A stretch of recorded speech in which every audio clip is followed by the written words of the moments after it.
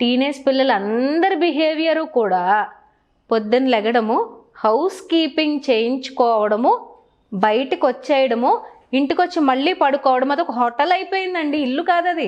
Exactly అండి, చాలా perfect చెప్పారు. ఎప్పుడైతే ఈ హోటల్లో ఉన్న ఫీలింగ్ వచ్చిందో మనుషుల మధ్య ఇంక బాండింగ్ ఏముంది? లగ్జరీ.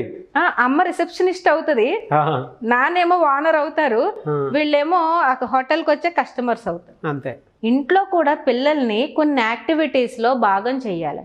నీ బట్టలు నువ్వు మడత పెట్టుకుని నువ్వు విప్పిన బట్టలు కనీసం ఆ వాషింగ్ మిషన్ వరకు అన్నది తీసుకురావాలి.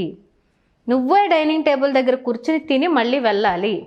ఇలాంటి కొన్ని హౌస్ హోల్డ్ థింగ్స్లో కూడా వాళ్ళని భాగం చేస్తే మై హోమ్, మై హౌస్ అన్న ఫీలింగ్ వాళ్ళకి వస్తుంది.